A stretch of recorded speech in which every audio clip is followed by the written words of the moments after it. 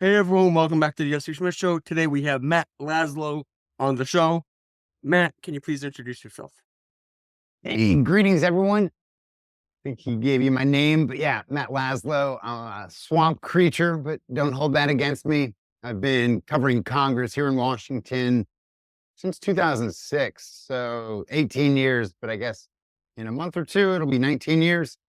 I've covered Congress. I cover Congress for Wired Magazine, where I do tech policy coverage, Section 230, data privacy, TikTok, all that good stuff. But then I've been a drug correspondent for Playboy, Rolling Stone, Vice, and Vice News Tonight. Well, I covered other issues for them too, but then I also cover Congress for a lot of local NPR stations. So you said you're in Jersey there. So I've covered Congress for WHYY in Philadelphia, which has a signal that goes deep into, I guess, southern Jersey and then Delaware, but then it's Philly. But then I've also am a little bit of a professor on the side. I teach at Johns Hopkins University at our master's program where I did my MA. I teach on history of the media, history of politics, with an eye towards how both the press corps and politicians have adapted to new mediums over time, or how they've failed to adapt to new mediums, and then bye-bye, they're gone. But then besides all that, on the side, my new, media startup is Askapol. And I think you all know me from Askapol UAP, where, and this kind of comes in, I got the idea from my professor's side, because there's so much distrust in the media, and rightfully so, because we're so out of touch with the American people. That's where I decided to just attempt to bring you all into the Capitol with me. So this idea is simple. I ask questions, it's on mic, politicians answer me or run away from me. Then I just put the audio out there for free so you can hear the politicians engage, disengage, quiver, hide under their desks, run, or, answer questions from our community. So yeah, that's askapol.com, which I think is the reason why I'm here. It is, but I actually want to interject something. Yes, sir. My audience knows I am very pro independent journalism. I think you know this as well. Yeah. And I am a massive fan of Askapol or Askapol because you are being the people's voice with Askapol.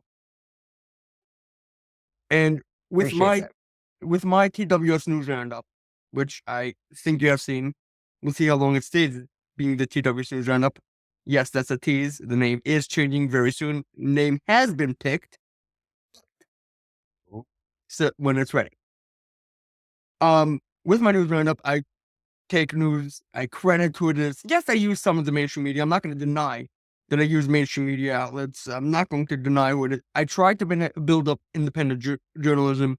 The whole point of the TWS News Roundup is to build up independent journalism.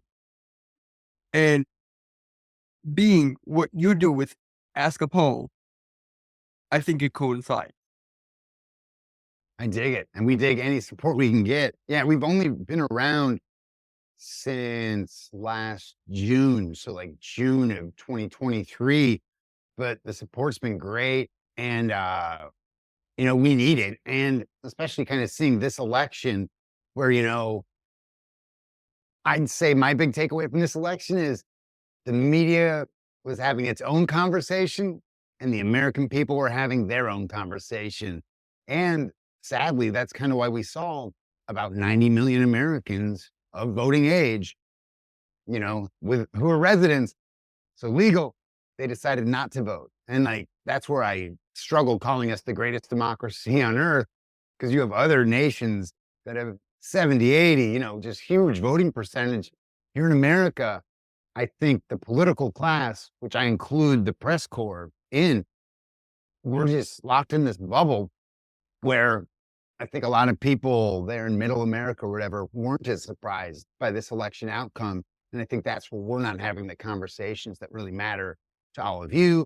So at Askapol, we also have a crypto vertical, or a crypto site. Then we have a artificial intelligence site, a drug site, one focused abroad. This one for UAPs. I think why some of the lawmakers in this Congress are engaging with the topic of UAPs is very much because there's 2.9 million people in the, UFO subreddit, and then, that's not lost on politicians who need support, but they just look at that as, oh, we can go and poach this, just quick in and out with this group.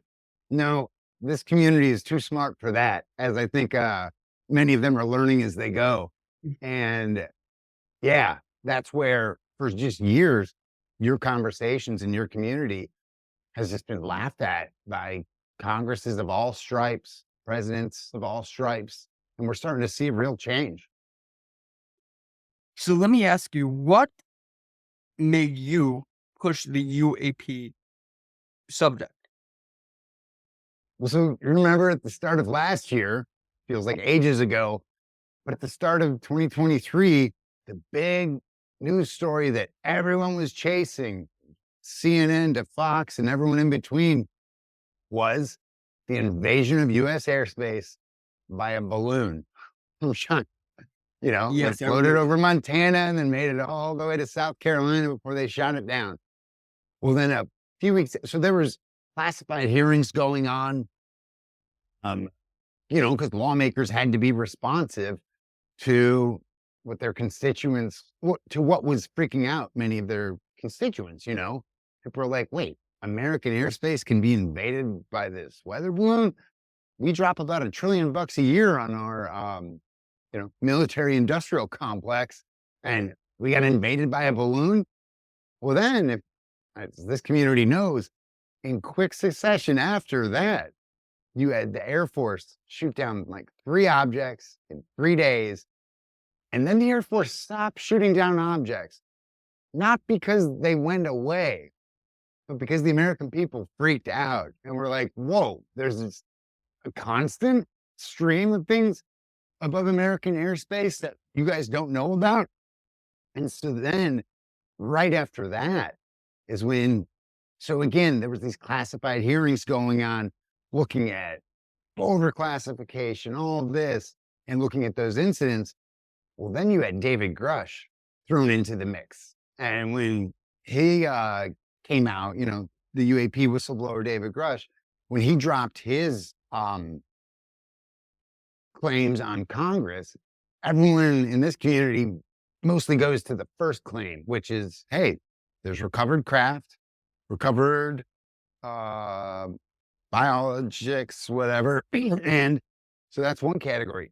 But his second claim, because I'm a congressional junkie, is the one that really caught me, is that Grush had told Congress, and they still haven't told him, like, you're full of shit or whatever, pardon my French, but they told him, or Grush's claims, that there's these hidden SAPs or special access programs that are funded by Congress, because all the funding, according to our little friend, the Constitution, according to the Constitution, all funding comes from Congress.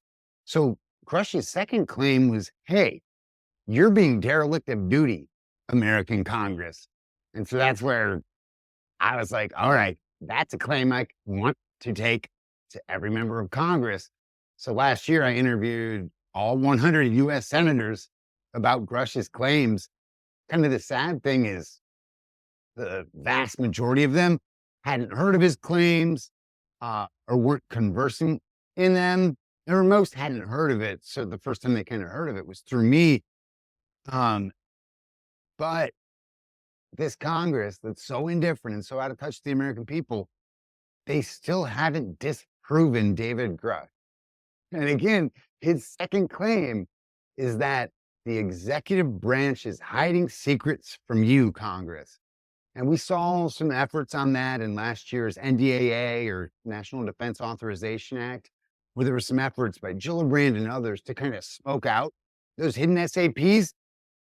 But if you go to askapol.com and look up my SAP conversations at the start of this year with Senator Gillibrand Democrat, but then Senator Mike Rounds from South Dakota, Republican. Both of them are pretty much certain that the executive branch is still hiding stuff from Congress, which to me, as a congressional junkie and someone who studies history, like that's just an affront on us as the American people, like our representatives, the people closest to us in the founders' minds was the House of Representatives and then the Senate. And they all are derelict of duty until they can either disprove Grush, and do away with him, or take him seriously and get to the bottom of his claims. Because his claims have a lot of weight, not just in regards to this space, they have a lot of constitutional weight that the executive branch is lying to Congress. No, Congress is our voice in our government. So I'm going to ask you, what does the executive branch have to gain from hiding? What would they? I got the message that they're hiding something, but what do they have to gain from hiding? See, and that's what no one truly knows, especially, members of the UAP caucus. So after the November 13th UAP public hearing in the House, we talked to Congressman Moskowitz from Florida, and he told us, so we don't know, and this is Moskowitz's words, the interview, I think I dropped it last night or earlier this week on Ask a Poll, so you can listen to him verbatim. But basically what Moskowitz was saying is, so we know they're hiding something. We don't know what it is. And I think that's where the members of the UAP caucus many of them aren't jumping to conclusions on the reason why they're hiding it. They're still trying to see what's hidden. And so that's where, if anyone heard that shaking of the collar in the background, that's my dog who's right here at my side because he hears things outside. This is Saru who likes to be on air with me. But so I think one big thing we saw, because, many people in the community, rightfully so, want answers and they want answers yesterday, and I get it. One thing I always try to remind people is, hey, Congress and government takes a long time. And so if you look at something like Obamacare, the Democratic Party really, really cares about universal health care. And it took them about 100 years to fall just short of universal health care when they got Obamacare through. And getting Obamacare through was momentous for them, and it fell short of their goal. That's how government works. It takes about 100 years to fall just shy of your goal. I think you all in this community can take a lot more pride in just, you guys have woken up this Congress. It was in 2022 that we saw the House Intelligence Committee have Congress's first public UAP hearing in 50 years. Boom, that was 2022. What did we see last year in the 118th Congress? We had a House public UAP hearing. They just had their second public UAP hearing, and they did at least 2 or 3 private classified skip briefings as well. So they're taking it seriously, at least some members. Well, and then just what we saw last week, the United States Senate, they held a public UAP hearing. And I know many people weren't totally happy with it, but you guys have woken up this Congress, and you even got President Trump talking about it, or incoming President Trump talking about it. And we'll see. Him and other politicians were doling out a lot of promises on the campaign trail at the end there. So hold him to his promises. Well, I will say, I'm not trying to get political, but I will say that Trump has kept a lot of his promises. Promises made, promises kept. We'll see what happens. Again, no politician be your friend. I can also bring up a handful of promises unkept, but que sera, sera. Listen, I'm not. Pardon me, the other thing I love about this issue is that it's apolitical. it's kind of the only non-political issue in Washington. We started to see some politics get tossed in ahead of November, but keep your politics out of this space. They do more harm than good. 100%. But what I'm saying is that no politician is really your friend. Don't Oh, I'd ever say I interview 535 liars for a living. don't ever say that. Don't ever kiss up to your politician. Don't ever say, "Oh, he's in there for me." No, he's in there for his own back pocket. They're in there. Or her back pocket. Yep. That's the first Amen. thing. I'm not trying to be. Have you That's the taken first one of my courses? That's what I teach. A plus. It's like I always tell myself, I'm very involved in politics. My friends always ask me, Yossi, you're so involved in politics. Why don't you just run? You're so opinionated. I say, if I get in, what's to stop me from being in there for myself? I might call them out now, but then when I have the power corrupts. Mm. I'm not doing that to myself. I'm going to destroy my own life. I'm going to say I'll hold everyone accountable and then destroy my own self. I'm not doing that. And that's when I got here in 2006. I saw my like path to becoming, a CNN or whatever, correspondent or pundit. And then I quickly realized, no, I would have to sell my soul to get all that money and to get, all that airtime. No, I came to DC with very little. I'm fine leaving this town with very little. But the one thing I'm leaving with is my morals intact. And that's it. I am a little boy. I'm gonna admit it. I'm a 27-year-old. My age is Oh, I'm public. so jealous. I've been in news since 7th grade when I was Awesome. 13. Awesome. And I ran a class newsletter. Then in high school, I ran a school newsletter. I remember in 12th grade, my public speaking teacher asked everyone to speak. I wrote a whole article and I tied it into the election. Great. Why I do the TWS newsletter. And I said, when I was in 12th grade and I gave that public speaking class, I will never forget the line I said. I lambasted the media. And I told my friends, listen to me. I'm in the media. Trust me. The media twists and turns things.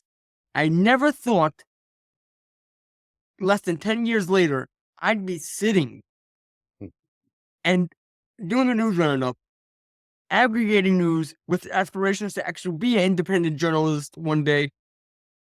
I never thought that. But here I am, doing what I do, trying to get to the bottom of things. But that means so many other people are catching up with you. Because nowadays, Elon Musk and them are saying everyone's a reporter, everyone's a journalist. Sorry, guys. No, that's not true. And But just everyone because I'm can be. paid, but just because I'm paid by, and I'm not, but if I'm paid by CNN or MSNBC, does not make me a journalist. Like there's Right, a everybody. beautiful nebulous What Elon is space in trying to there. say, he says a lot of things that aren't right. I'm going to be honest. But what Elon's trying to say is that everyone can be a reporter. If we just allowed citizen journalists and independent journalists to speak up and start asking questions instead of locking them down to the mainstream media. People have been getting arrested. I'm not getting into politics over here, but they've been getting arrested. You're not accredited news. Hey, you know what I just learned? And this impacts you and your show. If you're on X, because Elon Musk just admitted it with like some retweet yesterday. And the way I stated as a professor is we tweet on X. So it's not called Twitter anymore. But what do we do on X? We tweet. It's X. And so that's where his retweet on X, what he admitted that they throttle down news organizations and any links, they throttle down how many eyes see it. So the way that you and me, especially independent media like us, the way for us to even get eyes on our work on X is to not include a link in our first tweet out with the news. And then in the second link, if we actually link to the work, that's where we get eyes. So that's where we have to watch out, because us independent journalists are being throttled down like the I'm going to rest say this on again to X. my Yeah. audience and to you. I am not an independent journalist. I'm an independent news aggregator. I verify news to the best of my ability, but I'm not a journalist yet. But one day I will be. Whatever the new name of TWS is, we will grow. We will become the free press, and we will include people on the right, the left, and we will be a team of independent journalists. Nice. With Love it. February 6, 2018, when I founded Team World Supporter, and I didn't know anything about globalists, because like I said, I'm still young. No, I am young. I dreamt of the day where the world can be at peace. Team World Amen. Supporter is a horrible name, and that's why the name is changed. But let's all strive to where we can hold everyone accountable. Like I always say, hold everyone accountable, hold everyone accountable. Today's a great day to hold everyone accountable. Let's bring the UAP topic to everybody, and let's show how the executive branch is hiding things from Congress, which is against the Constitution. Let's hold people to the fire. Let's do what we can. But right now, Yeah, we are not there yet. We can be there exactly. if we only tried. Don't say there that you are lying in bed, you're doing, oh, I'm building. What exactly are you doing? Scrolling through Twitter, shitposting? What exactly are you doing? Get these acts doing. I might be doing what I'm doing in bed too. I'm not going to deny what I'm doing. But my point is that we got to get there, and we got to look for news. We got to make sure it's true. We got to put it together, make a news roundup. If you want to make a TWS news roundup, go for it. I'll even retweet. I don't care. I would love to make money from what I do. Don't get me wrong. We're all a free country. Everyone's entitled to do whatever they can. Let's give the voice back to the people. Let's have a free press. And I think, I doubt my colleagues heard it after this election, because I know they didn't hear it as they were losing millions and tens of millions of viewers after the 2022 midterms, which is the same thing that happened after 2016. And I think, again, the big takeaway from this election for any journalist who has a mirror and utilizes it is we're a part of the problem, and because we're not at the table where the conversations are happening. And if we're just like hearing partial conversations over here or over there, and we're not exploring it and presenting that, then we're not doing our job. And I think that's where, we kind of, I call it the media industrial complex, where the past few years, we've been giving out awards to each other here in Washington for stuff that's already been debunked, or stuff that's quickly debunked later. I'm thinking of the Steele dossier and stuff. And so that's where the American people have started. And for years they did, but now they're really seeing through us.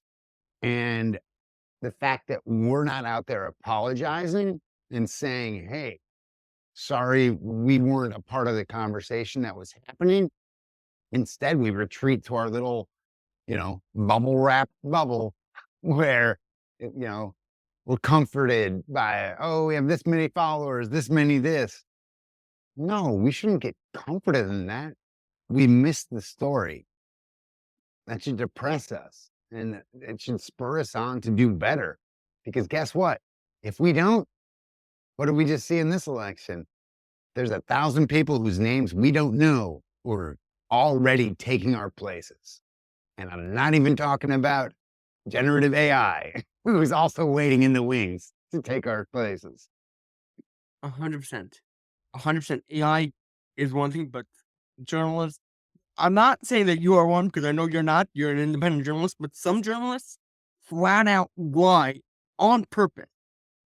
And that's what sparks the people wanting independent journalism. I've always said independent journalism is the only way forward. Not because I want the people in mainstream media to be out of a job, but I want them to start, like you say, being part of the conversation. I want them to start being there for their audience. I want them to be their audience voice. Not legal notes like The View has become lately. Every couple seconds, another legal note because they're saying what they want. Oh, wait, we have to apologize because we were wrong. How will you actually be the voice of the people? And again, just to plug my little baby, Ask a Poll. So, like, I've got my own bureau on Capitol Hill, the Laslo Congressional Bureau. What did I do after the 2016 election? I took my name out of it. It's now the LCB. So that's kind of my same thinking for Ask a Poll. Because I'm, there's this one data point that just terrifies. It's from the 2022, I believe it's Pew and the Knight Foundation. Knight Foundation's a big journalism funder, basically nonpartisan, so they claim, but they just study the media. And so what that poll showed is that 50% of the American public doesn't just think we're fake news. Half the American public thinks we're actively lying to them. And I was like, whoa, when I read that, every day since I read that, that has just unsettled me to my core. And we were seeing similar numbers leading up to that one. And so that's where the idea of Ask a Poll, and I think, I don't want to say it's brilliance, but the idea didn't come from me, but I just got the URL. Ask a Poll. One of our longtime followers, one of my longtime followers, kind of gave me the idea after a publication I ran went under during COVID. He was like, "Why don't you try something like this?" And I just grabbed the URL, didn't deploy it until after Grush's testimony came out. But I think that's where. So for Ask a Poll, sure, I'm the one asking the questions, but the questions are coming directly from our community. So the questions are coming from on the ground. And even though I think after this election, I've now been covering Congress longer than 75, at least 70% of lawmakers have been there in Congress.